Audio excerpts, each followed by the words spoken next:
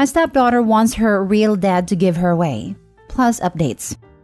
Original post. My stepdaughter will be getting married on August 3rd. The wedding planning has consumed most of her and her mother's life for the past 6 months. I say her mother because we aren't married, though we've lived together for 10 years. My stepdaughter graduated last December from university. I paid for her to go to college. Though it was a state school, it still ran $40,000. She does not have a job and has been living with us for the duration of her college career and since her graduation. I also bought her a car to get back and forth from school when she finished high school. From time to time, her deadbeat father would pop into her life and she would fawn all over him. Although he has not contributed a cent to her education nor paid any child support, she still loves him and wants him in her life. Though that is my girlfriend's fault as child support was not part of the settlement.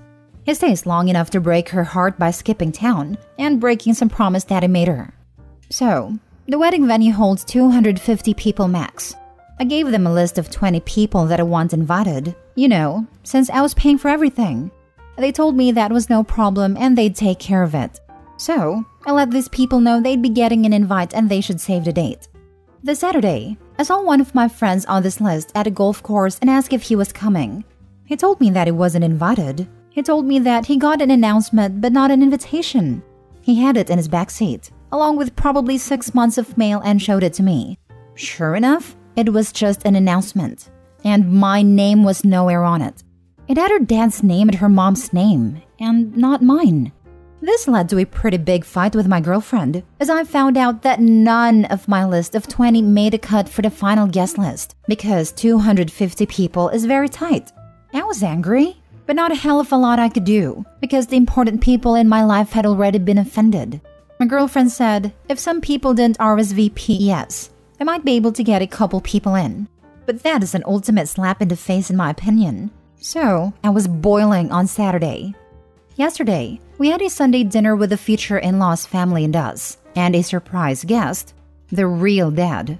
At this little dinner, my stepdaughter announced that her real dad was going to be able to make it to her wedding, and that now he'd be able to give her away.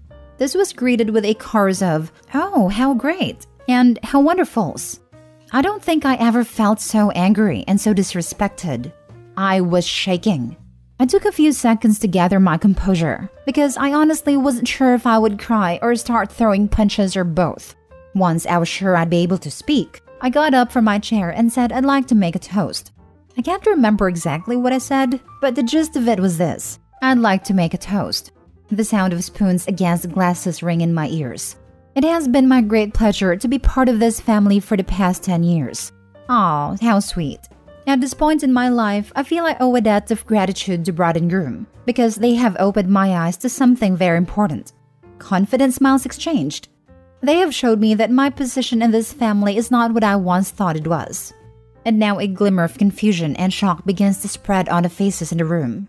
Though I once thought of myself as the patriarch or godfather of the family, commanding great respect and sought out for help in times of need, it seems instead that I hold the position of an ATM. Good for a stream of money, but not much else. As I have been replaced as host, both on the invitations and in the ceremony, I am resigning my financial duties as host to my successor, real dad. So cheers to the happy couple and the path they have chosen. I finished my drink and said, "You all can let yourselves out." Is this selfish? Am I supposed to shell out 40 to 50 grand for a wedding that I can't invite anyone to? That I'm not a part of? I'm so done with this crap. I'm done with my stepdaughter. I'm done with my girlfriend. I transferred the money out of our joint account last night. She has not had a job since she moved in with me. This morning, I called all the vendors I had written checks to for deposits to refund my money. At present, it looks like I'll lose around $1,500 for the venue, but the other vendors have been great about refunding. Now for the top comments before reading the updates. Sir, I respect the stance you have taken and find it disgusting that you would be treated this way after 10 years. The best of luck to you. Ah, catharsis. Seriously, OP, come back in a week and let us know. I swelled with pride listening to how you stood up for yourself. Finally, a good word spoken. Never let others determine your value. I applaud you. This, after 10 years of some sentimental security, if we can call it that, and investment. It takes a great deal of courage for a man to stand his ground and clearly, not passive-aggressively, refuse to take any part of it. It would be totally understandable if they had given even just a small consideration to your wishes. But to leeches like these, just shake them off your back, man. I would have been even angrier. You paid for her college. You were going to pay for her wedding.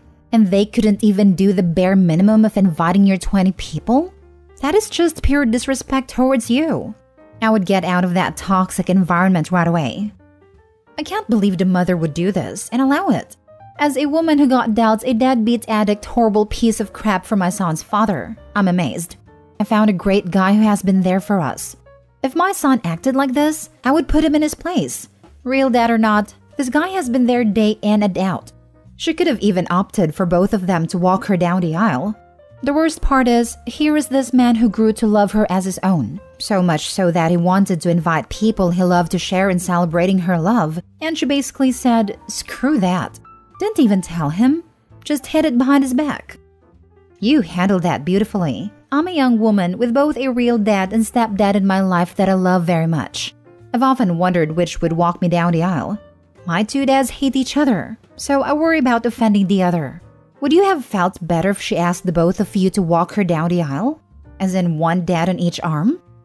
Your situation is probably different than ours. If real dad has contributed time and money to raising you throughout your life, has shared in alleviating the anguish that is bringing up a teenage girl rather than contributing to it, then you should be fine.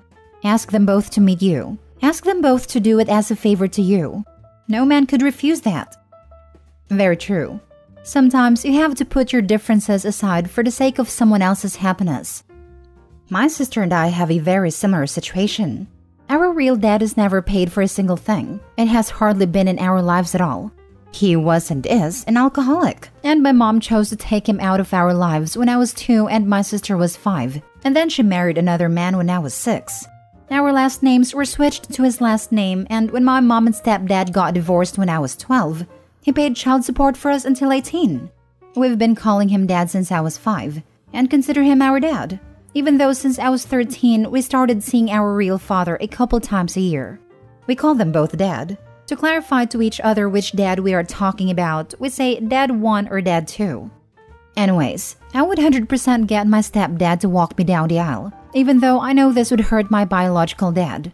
My stepdad is the one who has taken care of me, and is the one who deserves to give me away.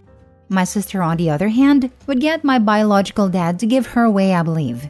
Maybe even get them both to give her away like Opie suggested. But I think you have every right to be angry as they're unappreciative and taking advantage of you. Your stepdaughter sounds like a spoiled brat who has kept her biological dad on a pedestal no matter how lame of a father he has been. And your girlfriend is ridiculous. If I try that crap, my mom would lose it on me for being so ungrateful. And they're not just being ungrateful for financial stability, it's the stability of a family, and father, that's important too. You did the right thing withdrawing your financial help to this wedding, if these two women are really this selfish. Now for the first update. The immediate aftermath was tantrum and people sitting there mumbling while not actually saying anything to me, but to each other. After much yelling with a girlfriend about me being selfish, I spent the night in my home office and no one knocked on my door. Not once. Today's aftermath is kind of depressing for me. Girlfriend brought me the bride's wedding planner to show me how much work I was ruining. I thumbed through it and found a page in the music section for father-daughter dances. All of the songs were catered to real dad's taste. So I thought they were just being disrespectful, but now I'm feeling like they never really gave a crap at all. Especially since the menu included 2 ingredients I'm allergic to. That actually made me laugh. Either way, I'm glad to be done. Return the planner and ask her when she and bride could move out. Also, I never promised to pay for the wedding. I offered them the use of my home when they were sure it was going to be small. But other than that, all I've heard is how it's the bride's family that should pay. So, let it be the bride's family then. AKA, not me. Final update a week later. Girlfriend and bride are now moved out. They're moving in with the groom. It was very hard not to be petty with some of the belongings they took with them, but it's done. And I switched out the locks and now it's time for a brew. I can't believe how popular the story got, but I feel good to be given support by so many. If I find out what happens with the wedding, I'll let you know, but I can't guarantee that I will put in the effort to find out. From what I've heard, they're trying to scale things back and get his parents to help out. Girlfriend burned bridges when I found out she tried to write herself a check on our joint account the day after the unpleasantness. By then I had already moved money, so I guess I'm a bigger jerk than her. But I could feel it coming. That's all. Thanks. Sometimes you're having a kind of murky day with less than fun thoughts. Then you read something like this and just kinda appreciate that your problems are nowhere near as absurd as this guy's. Reddit has made me feel better about my late mother-in-law. She sucked, but at least she wasn't bad crap crazy. My mother-in-law and I have a good functional relationship, but I suppose if we weren't related, we wouldn't seek out each other's company. Our personalities don't complement each other, and there have been times where it's felt a bit strained or awkward. But my goodness me, she's such a wonderful person. She's generous, steps in to help whenever she can, keeps her head in a crisis, and can basically handle anything. Reddit has made me realize that the people worth keeping close are the good people, not the people you click with. I used to make jokes about having a typically awkward relationship with my mother-in-law, but not now. I bet the parents of the groom are on his case to not marry into such a messy and toxic family. This was my thought too. How is groom's family reacting? Like, do they want him to bail, or were they in on the fleecing? I'd say at least two options. Either they're trying to tell groom to bail and refusing to add money to the wedding, or they're cursing OP along with ex-girlfriend and bride, then trying to mooch off someone else. There was a post like this where the biological dad paid for the wedding, and then the daughter said that she wanted the stepdad, the guy the mother cheated on bio dad with, to walk her down the aisle. And then the bio dad cut the daughter off and didn't even speak to her even when he was dying, saying his last words. It was her mom's idea too, and then she wouldn't listen when literally everyone, aside from mom and stepdad, told her what a horrible idea that would be, and she should let bio dad do it. I still think mom secretly wanted a final FU to deny him the one singular honor he'd been looking forward to for 24 years. She got that, and then apparently just watched as her daughter tore herself to pieces, with regret over the irreparable damage that had been done. Last story.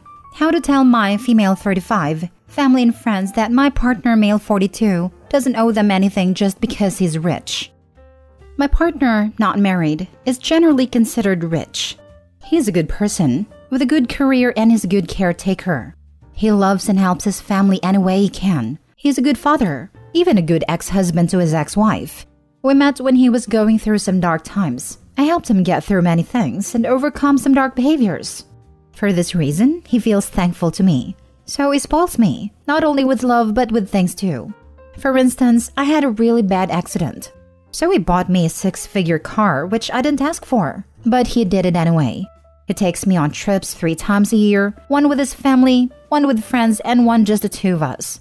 He spends money on cars, technology, and travels. But that's about it. We don't go to fancy places. We don't buy expensive jewelry or wear designer clothes. This is where my problem starts. My mom suddenly stopped working and asked me to pay for her car while she looked for a job. This was 2 years ago. She stopped working and I'm stuck with her car note. My siblings expect me to pay for their kids' parties because I can afford it because my partner is rich. My friend and I went to a concert and I paid for the tickets, and she was supposed to Venmo me for a ticket. But she didn't because I don't need the money. During a house party, some friends asked me to buy the good liquor just because I can, and got upset when I didn't. Siblings expect me to pay when we go out to eat. I don't even offer to pay. They tell me what they want for Christmas, things that I don't even have, like an LV bag. And the things I need to buy for my nieces and nephews for Christmas? Expensive things. How can I tell everyone to just stop expecting me to use my partner's money to buy them stuff? As I said before, we're actually very frugal when it comes to everything else. Tell them point blank, and stop spending time with people who take advantage of you. It's going to be an uphill battle, since you've let them treat you like this. If someone asks you for a bag, either ignore them or ask them point blank why they're asking for a bag, or ask them for something at a similar price point. You're almost certainly going to lose friends over this. If they ask for an LV bag, buy them a knockoff. Your family and friends have a lot of nerve putting expectations on you when you're not even married to your partner. But we teach people how to treat us. It sounds like your partner is a kind and generous man. Would this be easier for you if you remind yourself that you're not being kind to him by removing his ability to decide how to spend his money? Realistically, it's going to be hard to draw these boundaries at first. You may want to enlist your partner to back you up. Not to blame you for not letting you spend the money, which would be unfair to him, but to say things like, "We've been trying to keep to a budget for gifts," or "We've been examining our financial priorities, and we're cutting back on dining out." Just consistent messaging. The phrase, "Sorry, it's not in the budget," may be your friend. It doesn't imply that you don't have the money, just that you've chosen to allocate your funds in other ways. I would do a combination of things. 1. Set boundaries and expectations for things like gifts up front. What would the kids like for Christmas? I'm budgeting X dollar per child and Y dollar for dolls this year. If you're going out to meal with your siblings, don't agree to go to expensive places and ask for separate checks up front or ask your sibling to pay and send them the money. Don't agree to pay for things like parties.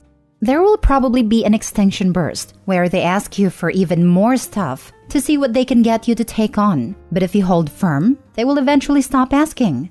2. For your mom and her car payment. Well, depending on your relationship with her and her ability to work, you may either be stuck paying off the car and then never agreeing to take on an expense like that again, or having a frank conversation with her about what her plans are for resuming work and taking the payment over again. It sounds like your mom has decided that you're her retirement plan, so you may also need to do some thinking about how you're going to manage that.